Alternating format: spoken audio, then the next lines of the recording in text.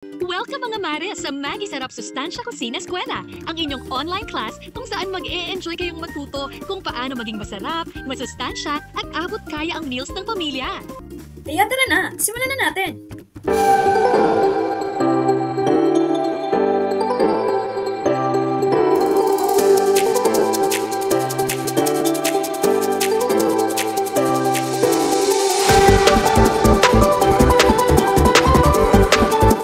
Magandang araw mga ka-wellness. Ako nga po pala si Mia Catalan. At ako naman si Janice Sofia Parcon. At ako naman si Gloria Toledo.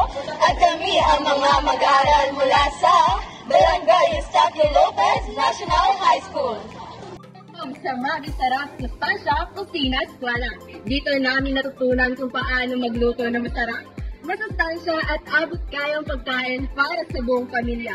At dito ng Maggie ang everyday ka-partner sa kusina. Sa Maggie Sarap Sustansya Kusina Eskwela, natutunan ko ang tamang meal planning. Kung paano maghanda ng pagkain na hindi lang masarap, kundi masustansya at abot kaya pa. Ngayon, marunong na ako magplano para siguraduhin walang sayang at gustong masustansya ang pamilya.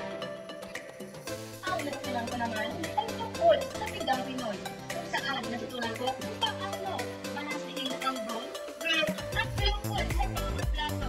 Dahil dito, alam ko na kung paano gawing healthy sa plato ang masigla ang pagkain ng pamilya. May energy, may pampalakas, at may pampasigla. Ako naman, ang pinaka-nagustuhan ko ay ang pagtutulungan sa kusina. Nagluto kami ng tamang budget-friendly cooking tips, tamang kalimitan, at kung paano maging estudyante gamit ang Maggie Sarap Sustansya. Talagang matiya, ito magpita-sinabang ang aming mga karanasan. Kaya ngayong araw, maghahanda tayo ng pinggang Pinoy meal. Healthy, nutritious, at abot kaya pa. Tama! Magluluto kami ngayon ng pagkain mas matipid, mas masarap, at mas masustansya. Siyempre, gamit ang Maggie Sarap Sustansya. Tara, samahan niyo kami at sabay-sabay nating alamin ang sekreto ng sarap at sustansya sa bawat lutong bahay. Welcome sa Gulayan sa Paralan! Tara, samahan nyo kami at mamimitas tayo ng mga gulay. Dali na!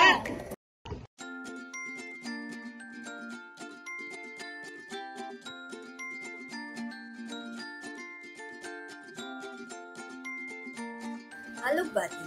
Ang alugbati ay mayaman sa vitamin A, C at folate. Naglalaman din ng calcium, iron at fiber na tumutulong sa kalusugan ng mata, balat at dugo. Talong. Ang talong naman ay may dietary fiber at antioxidant na tumutulong sa mabuting pagtunaw ng pagkain at proteksyon laban sa sakit.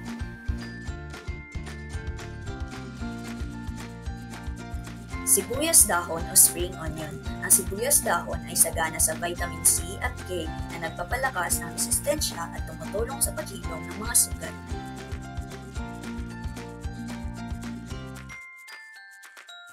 Tanglad or lemongrass. Ang tanglad ay may antioxidant at essential oils na nakatutulong sa pagpapababa ng kolesterol at paglilinis ng katawan. Mabuhay! At kami ngayon ay magluluto ng mga pinggang Pinoy meal. Masarap, masustansya, at abot kaya pa. Tara, simulan na natin! Bago tayo magsimula, siguraduhin muna natin nakahanda at malinis na ang ating mga gagamitin. Ngayon, ating siguraduhin na malinis ang gagamitin nating gulay.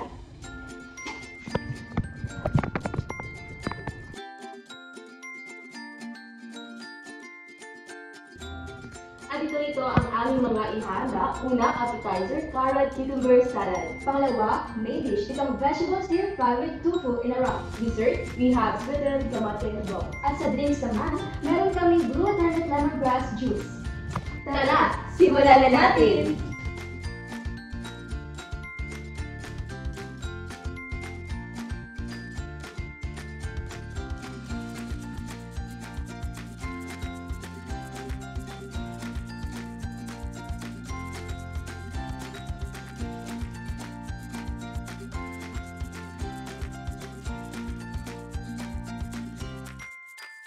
Sa paggawa ng apple cucumber salad, haluin lamang lahat ng mga ingredients, kagaya ng carrots at cucumber.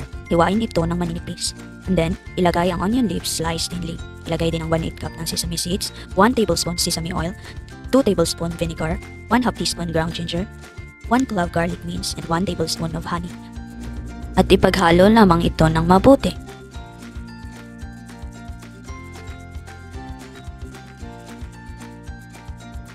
Sa pagluto ng stir-fry tofu with a wrap, una, igisa ang bawang sa mainit na mantika. Ilagay ang sibuyas.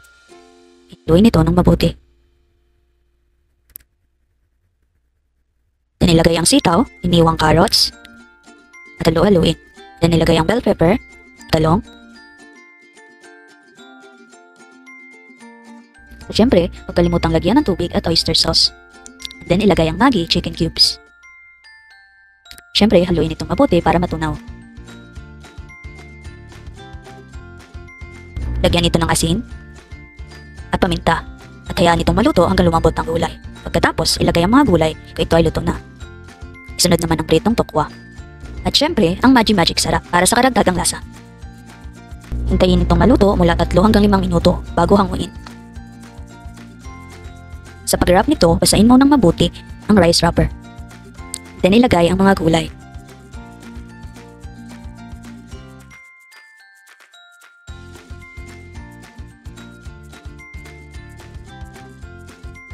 Pagkatapos, tupiin ang unahan at ang mga gilid nito para ma-sealed ang wrapper.